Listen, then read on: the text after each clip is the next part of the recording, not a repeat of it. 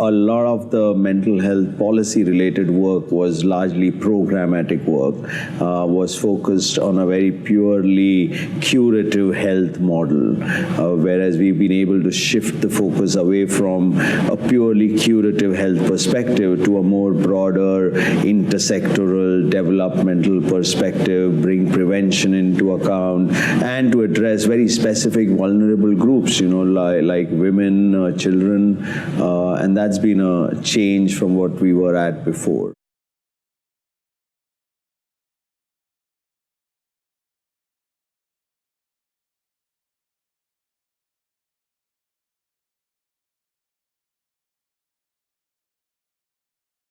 One of the problems I find with global mental health research sometimes is people talking about how we don't have evidence-based policymaking. Now, you go across the world, there is no such thing as evidence-based policymaking. It doesn't happen. Policymaking is ultimately a political process. It's never going to be a purely science-driven, evidence-driven, cognitive process. And so I think we need to realize as clinicians and researchers, we need to realize that we can't just hope that if we produce the evidence and it's out there, the policymakers will just do it because we have the evidence. I think what we need to do is to engage with that political process, engage with getting our research findings translated into a language which makes sense to policymakers, and somehow fit our findings and our requirements into existing priorities. Because if you don't fit into that, then you're just going to be left on the shelf. And that's been a challenge, but it's also fun because you can actually see an immediate impact of the work that you do. And sometimes it allows you to shortcut a very long process of change that you might want to do by bringing about a very small policy change. For example, with legislation that we worked on, and we used the notion of parity and said, mental health, we said that health insurance should cover mental health. In India, until 2018, health insurance specifically excluded mental health. And just by using this parity logic, you suddenly expand the available resources for mental health treatment, which you probably wouldn't have got at one shot if you were doing many other things. So I think there's a lot of immediate gains out of policy work.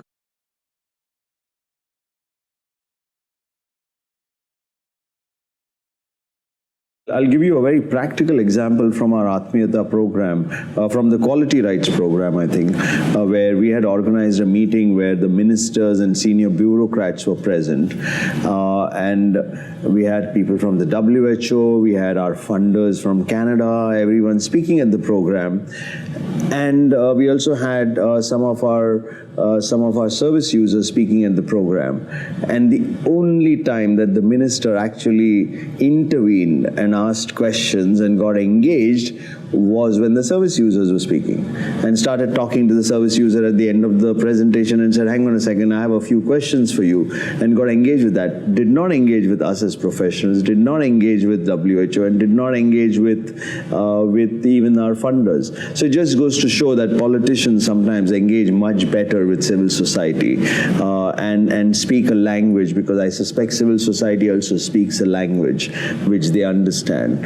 And we frequently miss that language. We kind of get too technical or we get too scientific, whereas I think service users then speak straight from their heart, so as to speak, and talk about their needs and what it has helped them or not. And politicians get that quite well. Public policymakers get that too.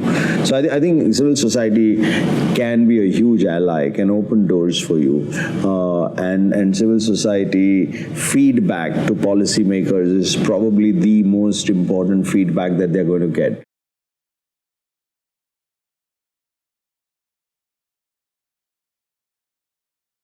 I think DPOs play an important role and we should be enabling them. I think the problem has been really, identifying DPOs and actually thinking about, in many circumstances, DPOs are not truly DPOs.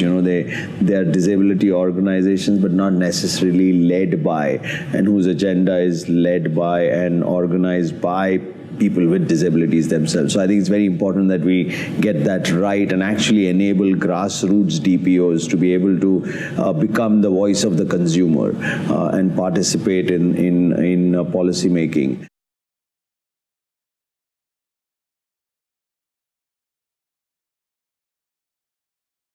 There's only one way to look at mental health, and that's through the rights-based lens. There is only one way of doing it. I would like to really stress that. There are no two ways. It's not a matter of, which is better. Mental health as a health issue is extremely narrow, is actually at times extremely harmful. Some of the harm that we've seen around mental health has come from seeing mental health as a purely health issue. And so if we if you're going to really engage with mental health, and if you're going to engage with people's lives, then we need to really start thinking of it as a disability issue. We need to start thinking of it as a development issue. If you are in India and you have a mental health problem, the chances of you being unemployed are twice as much as the general population. Now, if you're going to be unemployed, how do you expect people to get better? So if you're going to tackle mental health, you have to tackle unemployment. You can't just say, but we are health professionals. We only do health. We could write you a prescription. You have to say we're going to do something about unemployment. We have to talk about poverty. There's such a close relationship between mental illness and poverty, and a two-way relationship. So I don't think there's any other way of looking at it than a rights-based perspective, and not as a purely health issue.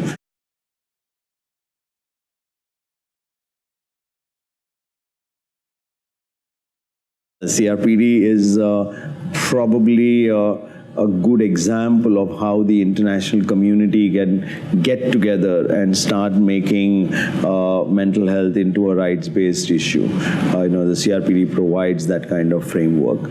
It provides protections, it provides fulfillment of people's rights.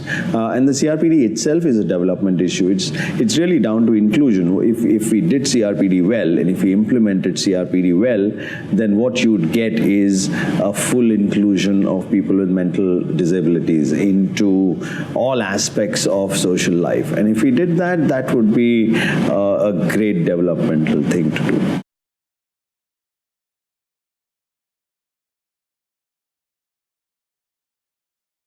I think Article 19 actually would be my favorite article because it focuses on outcomes and endpoints rather than inputs. While Article 12 is an input issue, Article 19 for health systems really means about looking at a range of options for people with mental health problems which are community-based. And this range of options need to be a real range of options depending on need. You can't have a one-size-fits-all option for community-based provision of services. You need to actually tailor these options to needs and to also factor in the fact that people might move up and down the need scale and then the provision of services should provide a flexibility in moving up and down the need scale. And that's something that is very difficult for health services to do. But if we did it right, then the gains are huge in terms of people's quality of life, social participation, social engagement, and just generally living a full life in the community.